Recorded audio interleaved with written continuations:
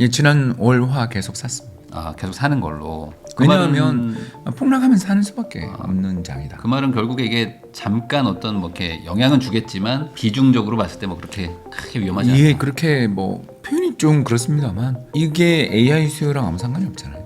그렇기도 그러니까 하죠. 우리 주가가 그동안 올랐던 거는 솔직하게 이야기합시다. 그냥 AI 붐 때문에 반도체 가격이 올라서 그런 거지. 우리가 정말 뭐 중동에 수출을 많이 하고 뭐 물가가 안정되고 해서 주가가 오른 거 아니잖아요.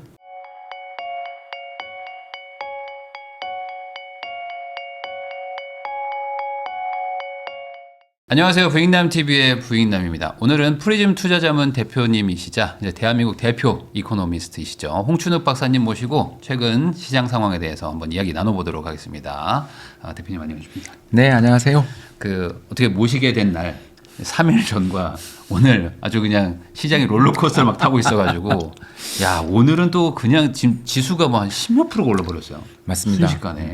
야, 그래서 지금 시장에 지금 참여하신 분도 뭐 들어갈까 고민하는 분도 지금 뭐 어떻게 될지 좀 모르는 상황인데 우선 지금 왜 빠졌는지 그 얘기부터, 그리고 이게 과하게 빠졌다 뭐 아니다 뭐 이런 얘기 하시는 분도 있으니까 그 이유부터 한번 설명해 주시면 좋겠습니다. 일단 빠진 이유는 비쌌기 때문입니다. 비싸서. 네. 네, 뭐 이제 주식시장의 밸류에이션 싸냐 비싸냐를 판단하는 네. 잣대는 국가별 비교는 하면 안 되는 거고요. 왜냐하면 나라마다 다 이게 내러티브가 다르고 네. 나라마다 팔자가 좀 다릅니다. 뭐 예를 들어서 대만 같은 나라는 그냥 TSMC 하나 보면 되는 거고, 네. 반대로 일본 같은 나라를 볼 때는 수출주도 봐야 되지만 거대한 내수 시장이 있으니까 내수주도 봐야 되는 거고, 네. 미국 같은 경우는 AI 기업들 안 볼 수 없는 거고, 뭐 이런 식으로 나라마다 다 다른데 국가별로 한국 PER이 미국보다 싸다 이런 식으로 비교하는 거는 그 얼추 없는 짓이고요. 결국 어떤 나라 경제 상황이 싸냐 비싸냐 주가가 비싸냐를 따질 때는 역사적인 그림에서 볼 수밖에 없습니다. 그래서 역사적인 PER, PBR 밴드에서 볼 때 어떠냐 하면 6,000선 넘었을 때는 솔직히 좀 많이 비쌌습니다. 대략 우리나라 역사적으로 PER 주당 순이익 대비해 가지고 주가가 몇 배에서 거래되냐? 그러니까 11배 정도 네. 나오는데 그때 이제 대충 계산해 보니까 6,000일 넘었을 때가 18배 정도 나오더라고요. 물론 이건 MSCI 기수입니다. 네. 뭐냐 하면 이제 우리나라를 대표하는 100대 기업 정도의 실적 전망 기준이니까 이해해 주시기 바라고요. 그 정도로 비쌌던 상황이니까 대략 과거 대비해 가지고 거의 한 뭐 70-80% 이상 비쌌는데 뭐 근데 이제 그게 옛날이랑 우리나라 기업 이익이나 이런 것들이 팔자가 좀 달라질 수 있으니까 한 15배 정도까지는 뭐 옛날에도 종종 갔으니까 그 정도까지는 괜찮다 하고 이제 15배 정도를 보면 대략 그 주가가 한 5,500 나와요. 그러니까 그냥 뭐 시장이 5,000포인트 깨지려고 폭락하는 시점에는 좀 싸다는 생각도 들었고요. 그리고 일단 뭐 비쌌다 이게 제일 크고 두 번째가 비싼 데다가 이제 더 문제가 뭐냐면 도대체 미국이 이 전쟁을 왜 하는지를 전혀 이해할 수 없는. 사실 미국이 이란 공격해가지고 얻는 게 거의 없거든요. 네. 왜 그러냐 하면 뭐 전 세계 원유 생산량에서 이란이 5%예요. 1년 하루에 1억 배럴 정도 생산되는데 네. 그중에 500만 배럴 생산하는 사실 옛날에는 뭐 엄청나게 큰 나라였지만 이게 그렇게 중요한 나라가 아니거든요. 더 나가서 지난해에 이스라엘이랑 미국이랑 신나게 벙커버스터 더 들어가지고 네. 핵시설 다 박살내놨는데 죄송합니다만 독재자를 뭐 제거한다 멋있죠. 그렇지만 그로 인해 얻는 이익이 거의 없거든요. 반대로 발생하게 되는 위험이 너무 커요. 네. 왜냐하면 이 나라가 엄청 큰 나라거든요. 대략 이라크의 한 3배, 4배 네. 정도 되는 땅인데다가 인구도 1억이에요.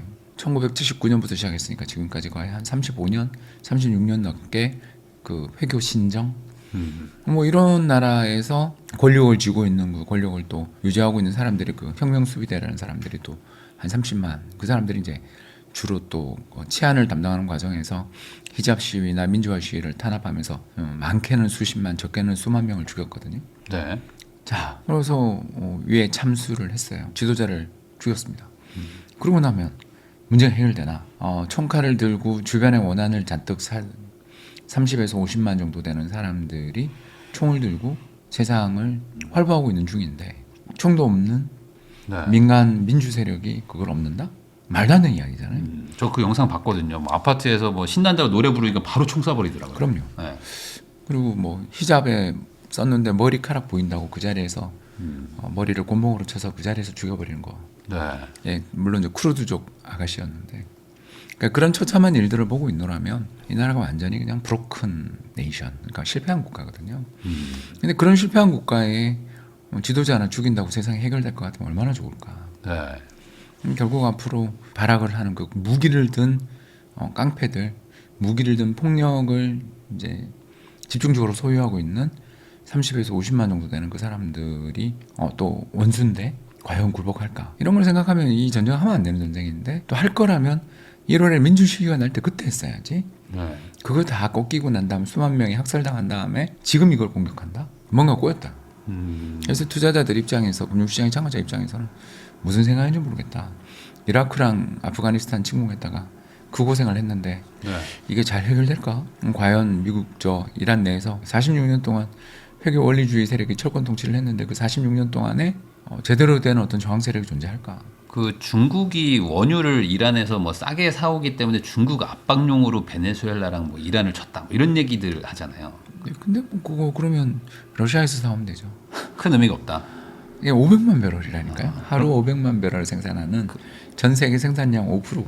그러면 일종의 약간 좀 정치적으로 약간 좀 수세에 몰려서 그냥 이렇게 급작스럽게. 결국은 네타냐후 때문에 한 것 같아요. 네. 3월 31일까지 그 국회에서 예산안이 의결되지 않으면 자동 총선거로 넘어가는데 거기서 이스라엘 현재 총리인 네타냐후가 거의 패배하는 게 거의 확실하거든요. 왜냐하면 이스라엘 국민들이 오랜 전쟁에 지쳤기 때문에. 네. 그래서 지금 전쟁을 해버리면 다시 이제 그 대각 총사퇴 및 총선이 또 딜레이 되니까 또 이 사람이 그 수많은 여러 가지 혐의로 인해서 사실 총리 자리에서 내려오는 순간 바로 네. 국립 호텔 갈 가능성이 되게 높은 사람이잖아요. 그러니까 이래저래 보면 이스라엘이 먼저 어떤 정치적 이유로 공격하는 거에 대해서 미국이 브레이크를 못 걸고 끌려간. 그래서 이제 회교 원리주의 지도자들을 다 죽이겠죠.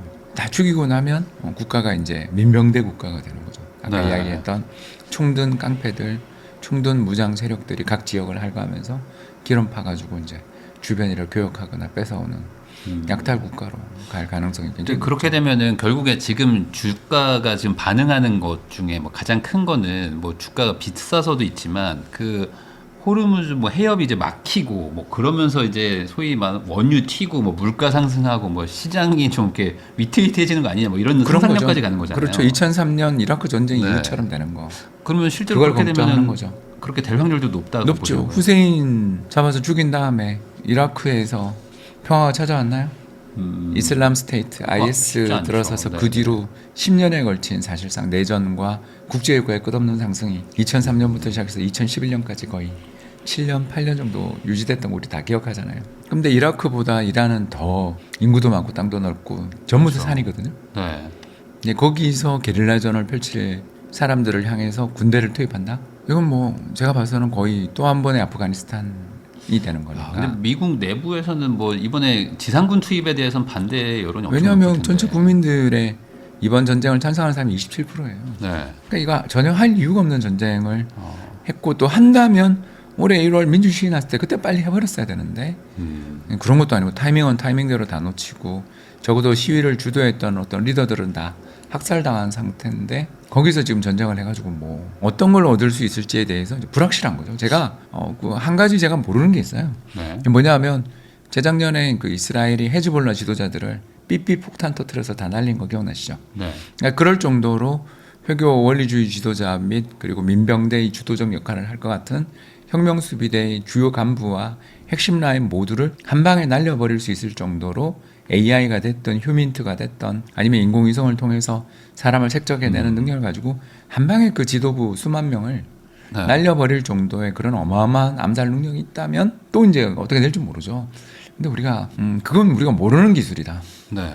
그냥 헤즈볼라가 어버버해서 삐삐로 터진 거랑 이란에 있는 그 수만 명, 수십만 명의 아무튼 권력의 지금 상층부에서 45년간 꿀을 빨았던 사람들 모두를 시나리오 같지 않냐 이렇게 보는 거죠. 네. 그래서 그런 시나리오가 나오면 뭐 제가 틀리는 거고 그냥 기쁘게 틀려야죠. 그러면 지금 어쨌든 뭐 이틀 급락하고 오늘 다시 반등하고 뭐 이러다 보니까 뉴스 따라 그냥 지금 이게 그러면 앞으로 좀 꽤 오래 갈 수도 있는 거죠. 왜냐하면 뭐 어제는 전쟁 장기화되고 호르무즈 해협에 지나가고 있는 배들 다 쏴버리고 막 그러니까 네. 유가 폭등하니까 난리 났다 그러고 어제 폭락한 거고 어젯밤에는 아니다 트럼프가 나와가지고 뭐 협상한다. 협상도 뭐. 할 수 있고 뭐 그런데 이제 이란에서는 즉각 말도 안 되는 소리라고 그러고 제가 봐서도 말도 안 되는 소리인 게 지금 거기서 이란 내에서 누가 미국이랑 협상하자 그러면 바로 살해당할 것 같은데 네. 그렇게 용기 있는 사람이 있을까? 그러면은 아니 지금 그렇잖아요. 여러분 그렇지 않습니까? 아니 그러면 지금 저기 아버지 죽고 네. 손에 피를 흘리고 있는 그 네. 둘째 아들이 맞아요. 권력을 물려받네 걔도 암살 당했네 그러고 있는 중인데 걔가 미국이랑 지금 협상해야 돼 그러는 순간 바로 회의석상에서 저 같으면 총 쏠 것 같은데. 야 그러면은 이게 결국에는 이제 뭐 정치 뭐 그런 그 뭐랄까 뭐 국제 정세를 얘기하는 것보다는 어쨌든 뭐 주가나 이런 걸 예측하는 거를 더 좀 좋아들 하시니까 이 상황에서는 그냥 홀드인가요 그냥 우선은 가지고 계신 분들은 그냥 홀드야. 예, 저는 리밸런싱 했습니다. 저희 회사는. 아 어떻게 예, 지난 월화 계속 샀습니다. 아 계속 사는 걸로. 왜냐하면 폭락하면 사는 수밖에 없는 장이다. 그 말은 결국에 이게 잠깐 어떤 뭐 이렇게 영향은 주겠지만 비중적으로 봤을 때 뭐 그렇게 크게 위험하지 않다. 이게 그렇게 뭐 표현이 좀 그렇습니다만 뭐 이게 AI 수요랑 아무 상관이 없잖아요. 그렇기도 그러니까 하죠. 우리 주가가 그동안 올랐던 거는 솔직하게 이야기합시다. 그냥 AI 붐 때문에 반도체 가격이 올라서 그런 거지. 네.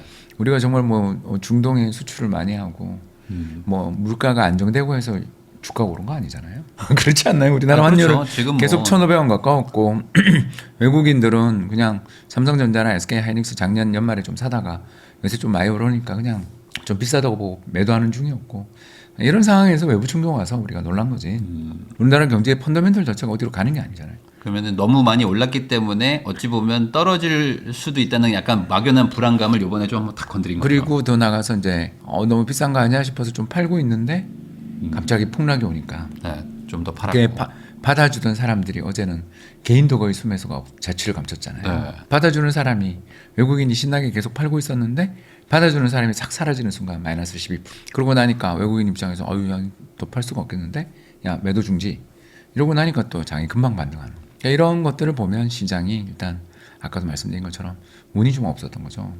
밸류에이션 매력이라든가 시장이 좀 과열돼 있는 상황에서 외국인 수급이 안 좋아졌고 여기에 외부 충격 발생하니까 지지선이 사라진 거지. 그러면 아까 처음에 말씀하셨던 것처럼 이 코스피 뭐 지수가 보통 이제 PER이 11배 정도라고 얘기를 하셨는데 그렇죠. 최근에 뭐 15, 18배까지 갔다. 최근에 오른 거는 결국에 이제 삼성전자랑 하이닉스의 영업이익이 말도 안 되게 높아질 거기 때문에 미래의 PER을 반영해서 올라가는 것도 있잖아요.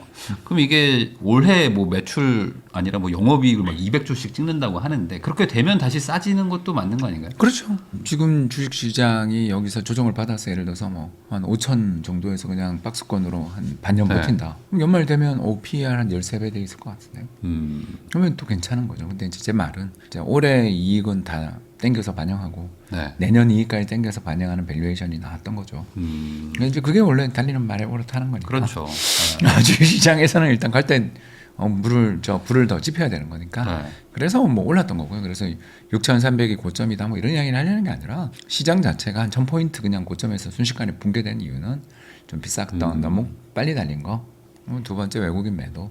마지막 세 번째 외부 충격인데 이제 외부 충격은 앞으로도 저는 좀 어떻게 계속될 것 같은데 반대로 외국인 입장에서 한국 시장에서 한 3, 4일 신나게 한 하루에 그냥 5조 10조씩 팔았더니 시장에 한 1,000포인트 빠져버리니까 외국인 입장에서도 이제 여기서는 또 팔아야 될 이유가 잘 없죠. 리밸런싱도 이제 대충 MSCI 네. 리밸런싱도 대충 끝났고 그래서 수급만 좀 개선되면 시장은 또 얼마든지 여기서 트레이딩 가능한 영역 아니냐 싶어서 리밸런싱 했습니다. 그러면은 뭐 약간의 부침은 있겠지만 연말 되면은 뭐 지금보다 지금보다는 플러스 더 갈 좋아 가능성이 저는 더 있지 않나. 그거에 요거는 이제 뭐 네. 아까 이야기한 것처럼 이란 사태에 대해서 우리가 잘 모르겠다. 그리고 이란은 장기전이다. 죄송합니다. 저는 좀 약간 비관적인 거죠. 그러니까 저기는 지금 리비아처럼 될 수도 있다. 계속 아시잖아요. 카다피 정권 네. 물러진 다음에 15년 됐나요? 15년째 사실상 군벌 통치 내전 상황으로 가고 있는 리비아 상황이 될 수도 있는 거죠. 그러니까 그런 리스크들을 생각하면 전 세계 5% 정도의 생산량을 가지던 이란은 이제 석유 생산 없다. 두 번째 호르무즈 해협이 되게 이란에서 가까운 쪽으로 배를 건너갈 때는 로켓포, 뭐 알라의 요술봉, RPG 같은 거 이런 거 쏴대는 그런 무력 세력들 때문에 시장이 한 번씩 혼나는 그런 시기가 상당히 장기화될 수 있다 이렇게 보는 거죠. 그러면은 뭐 중간 한 번씩 이렇게 뭐 이렇게 또 그렇죠. 이슈가 나오겠죠. 또 이슈가 나오겠죠. 음. 그러나 뭐 지금 받았던 충격만큼 더 큰 충격이 발생할 거냐라고 물으면 이것도 문제지. 예, 왜냐하면 제가 이제 시장이 왜 이렇게 충격받았냐면 그 월요일 날 파이낸셜 타임즈 기사 보도에서 그 마크 루비오가 국무장관이잖아요. 네. 걔가 뭔 이야기를 했냐면 이스라엘이 선제 공격을 하겠다고 결정을 내린 상황에서 미국이 함께 할 거냐 말 거냐라고 묻기에 우린 그러면 함께 할 수밖에 없다라고 해서 시작했다. 이런 죄송합니다. 도구 소리를 하고 있더라고요. 네. 아니 그건 저 이스라엘 저 네타냐후 정부가 무너지냐 마냐 때문에 정치적인 문제로 공격하는 거를 미국이 그냥 따라갔다는 이야기잖아요. 네. 무슨 호구도 아니고 이런 식의 답변을 듣고 있는 금융시장 참가자들이 화요일 날 화들짝 놀란 거죠. 이게 뭐 이렇게까지 아마추어냐? 야 이거 뭐 정신이 나간 거 아니야? 라고 싶을 정도로 멍청한 이야기들을 하니까 시장 참가자들이 엄청 화가 난 거죠. 그랬다가 또 어제 트럼프가 아니다, 야 금방 끝낼게. 막 이러니까 그거 잘못한 거야 이렇게 얘기하니까 또 속아주는 척하는 거지. 아니, 왔다 갔다 할 것 같아요. 그래도 지금 제일 걱정인 건 어쨌든 장기화되면 빠진다라는 그 논리는 아니라는 거죠. 그 장기화돼도 이게 뭔 문제가 있냐라는 거죠. 제가 이야기하고 싶은 것은 장기화될 가능성이 되게 높다. 네. 그래서 어제 충격 받았고 오늘 반등 나오고 했지만 시장이 당장 플러스로 뭐 예전 6,300 넘어서 쭉쭉 땡기기에는 이게 이제 없던 시장의 악재가 크게 터졌다. 네. 뭐 이거는 예를 들어서 한 1,000포인트 낮출 악재다. 500포인트 정도 낮출 악재다. 근데 그렇다고 해서 시장이 무너져서 이제 골로 간다. 이렇게 이야기하려니까 그게 근데 세계 경제에 뭐 그렇게 나쁜 영향을 미치지? 라는 이야기를 제가 하는 거죠. 그러면은 이게 지금 들어가 계셨던 분들 입장에서는 좀 이렇게 힘들 수 있는데 답답하죠. 새로 들어가려고 하는 분들 있잖아요. 근데 맞습니다. 그런 분들도 지금 현재 오늘 촬영 기준으로 한 5,500 정도 왔다 갔다 하고 있는데 맞습니다. 그 정도에 들어가도 되는 거냐라는 것도 별개의 저는 얘기인 것 같아요. 그걸 판단을 못 하겠다. 그래서 그냥 기계적으로 했어요. 기계적으로. 예, 폭락하면 산다. 폭락하면 산다. 그게 리밸런싱이잖아요. 근데 그거는 가지고 있는 사람은 그렇게 할 수 있잖아요. 일종의 이미 좀 번 것도 있고 하니까. 근데 지금 들어가는 거에 그러니까 코스피 자체가 지금 들어가는 게 투자적으로 좀 이득이 있냐? 왜냐면 그건 또 잘 모르겠다. 미장도 아직 예, 계속 지금 횡보하고 있고 하니까. 예, 저는 올해 내내 했던 이야기를 다시 반복하겠습니다. 예, 국장보다 미장이 좋다. 국장보다 미장이 좋다. 왜 그러냐? 국장은 너무 미래를 많이 땡겼었다. 너무 많이. 그런데 비해서 미장은 조정을 먼저 받았다. 네.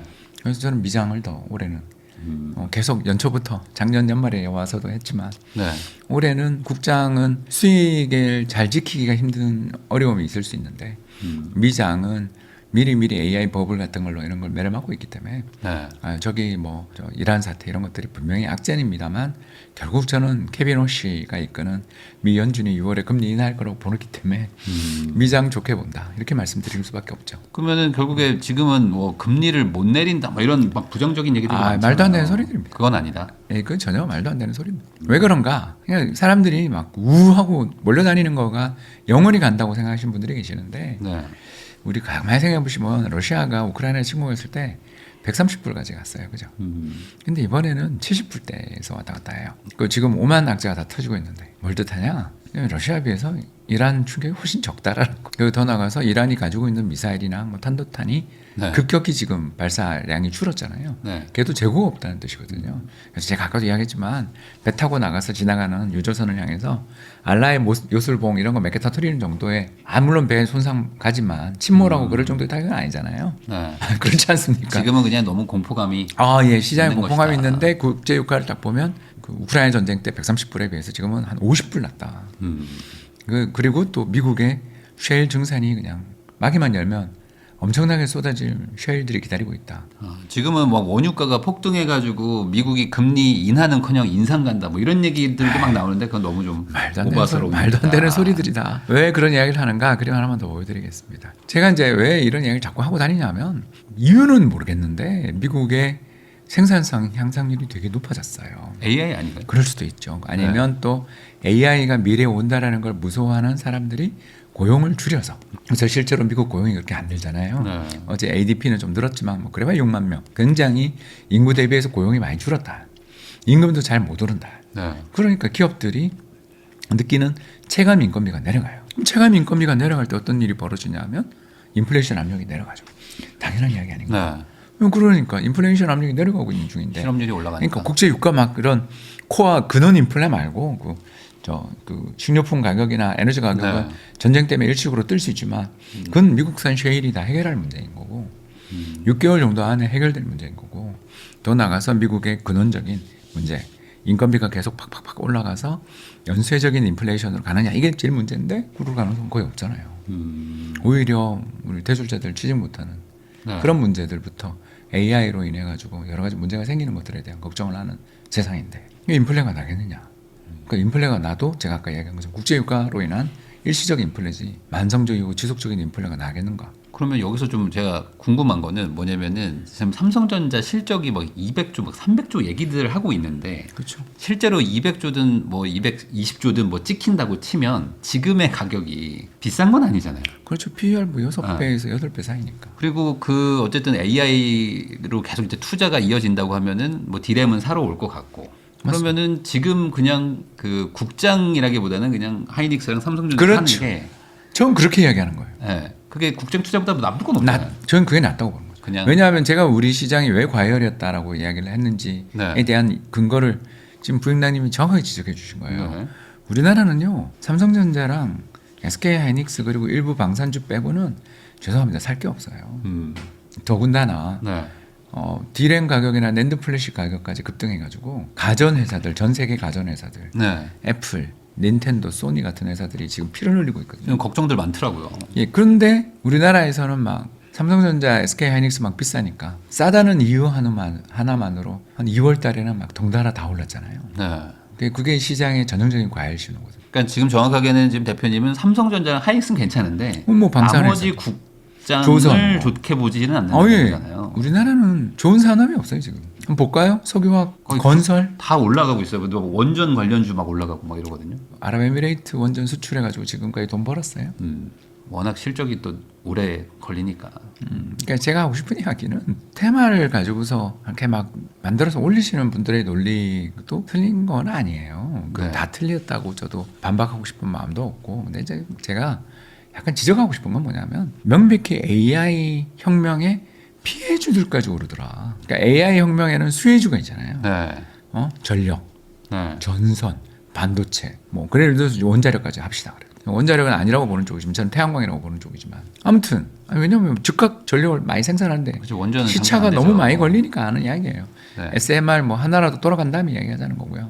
근데 아무튼 뭐 그 정도에 오다가 미국에서 생산되는 셰일 오일 가스들 수출 수입 그 물량이 계속 앞으로 이란 때문에 늘어날 테니까 네. 조선 회사들 앞으로 배 많이 지어야 되고 운임 올라갔으니까 조선사도 좋아진다. 자, 한 5개 산업 나왔잖아요. 이거 말고 좋은 산업이 있어요? 앞으로 미래가 우리가 창창한 산업이 있냐고요. 사실 뭐 가전 이런 것들도 뭐 피해라면 피할 수 있죠. 제가 오늘 보니까 닌텐도가 그 닌텐도 이제 2가 나왔는데 그거 메모리값 올라가는데 올리나요? 뭐 이런 거 가지고 걱정하고 있더라고요. 이번에 갤럭시 S26 나왔는데 가격이 그러니까. 얼마나 올랐어요? 네. 노트북들 요즘 막 난리거든요. 가격. 저도 작년에 3년 전에 샀던 거랑 비슷한 사양으로 이번에 새로 이제 노트북 잘 안 돌아가서 맞추는데 한 300만 원 달라고 그러거든요. 그러니까. 100만 원 올랐더라고요. 네.